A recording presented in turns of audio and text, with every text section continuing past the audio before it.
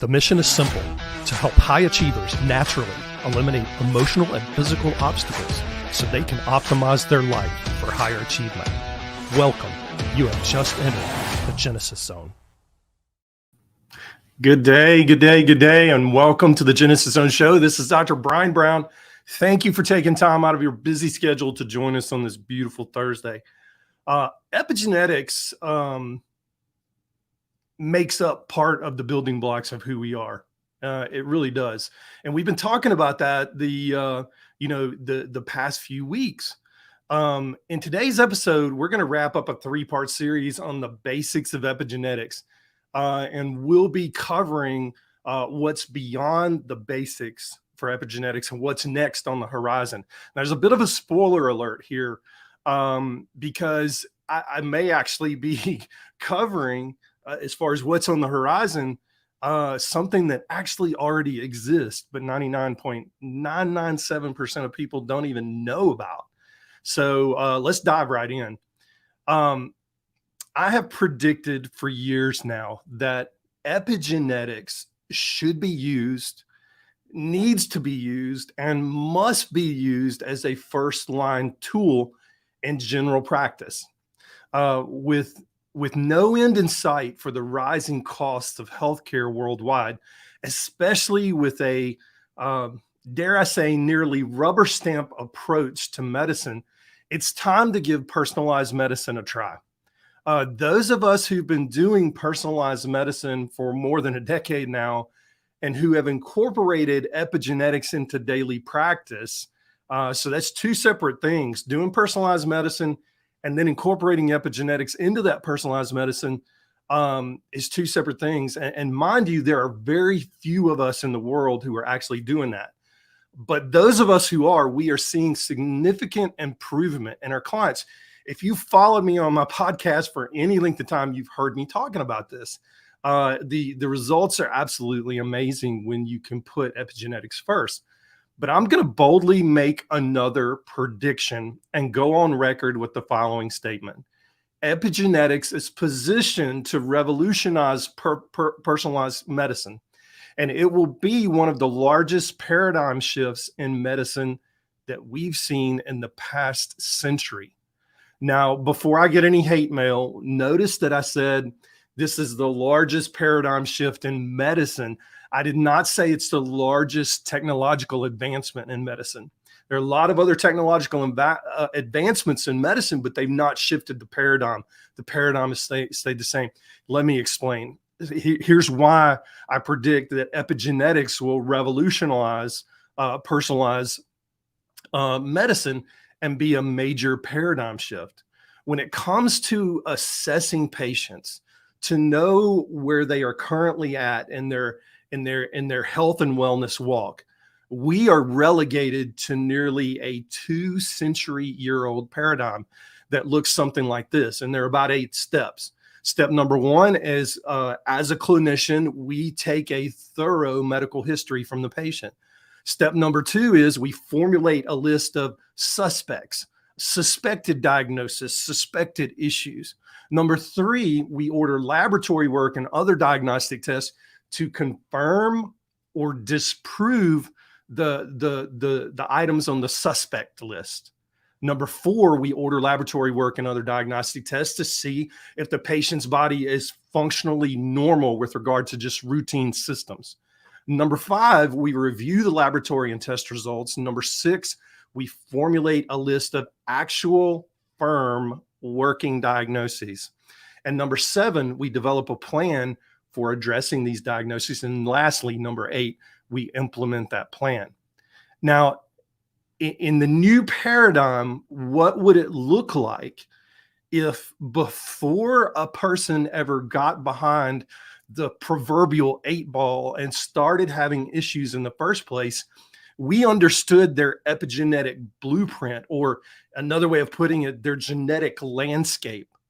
In this particular case, before they ever had health or wellness challenges, we'd be able to know things like how their body processes B vitamins and converts them from unuseful forms of B vitamins to useful forms of B vitamins, so that Energy levels could be normal, mood could be normal, inflammation management could be normal, and detoxification could be normal.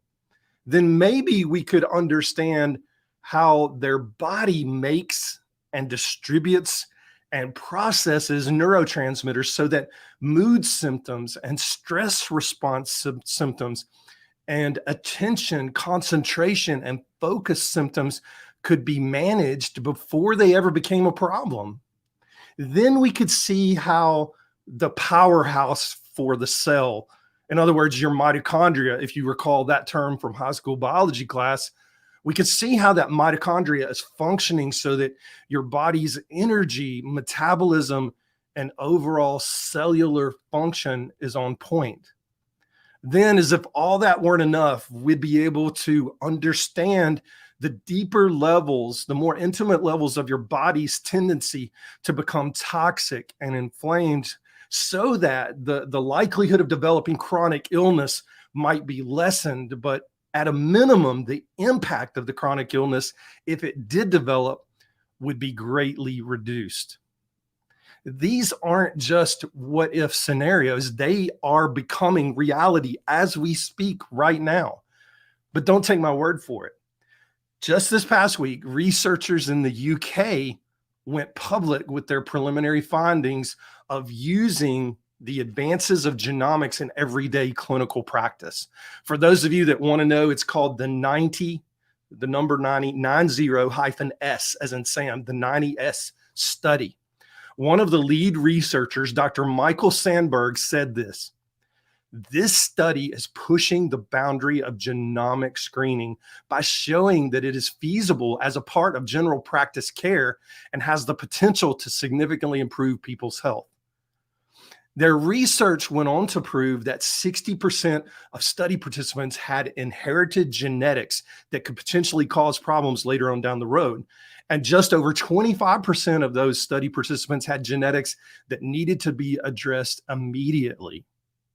Now, study leader Roz Ellis noted, and I quote, "Our study is the first to assess whether whole gene sequencing can be delivered by general practitioners and demonstrates that it's feasible. It provides important genetic information and is likely to benefit patients by making preventive measures or counseling available to them. We believe that this work could place us at the start." Hear this word of what she said. "We believe that this work could place us at the start of a revolution for healthcare by helping pave the way for a future where genomic screening is provided routinely to patients in primary care," end quote. Now, finally, I actually feel vindicated because I've been preaching this for years, and I've been using this for years in clinical practice. Now we actually have the research proof that it's true. So that's all I've got for today. If you want to know where epigenetics is going, that's where epigenetics is going. It is literally going to be a paradigm shift that is unparalleled in the paradigm shift world when it comes to medicine. Literally, I mean, I conservatively said it's going to be a paradigm shift unlike we've seen in the last 100 years. I think it's going to be a paradigm shift unlike we've seen in the last 200 years. Because when it all boils down to it, we've been practicing medicine, other than technological advances, we've been practicing medicine the exact same way. Epigenetics has the ability to revolutionize, as she said, the beginning of a revolution, to revolutionize healthcare as we know it, to revolutionize wellness care as we know it. I mean, think about this for a minute. Imagine that as soon as you become adult, you turn 18 and you have a genetic profile run and you're able to see the genetic landscape of what's going on in your body so that as you move into your adult years, you can make informed decisions. We can offer counseling and guidance for that person before they even develop a chronic illness. But I mean, even at that, if you're having issues, and this is more problem focused, problem centric type medicine, even if you're a teenager or a child and you're having set issues, we need to be running genetics on these people. Now, here's the problem. And I'll say this is a huge problem. And it's a very big concern of mine. Number one, I don't want insurance companies having access to my genetic information. I don't want them understanding that this is my genetic profile and these are the tendencies that I have when I may not even develop those.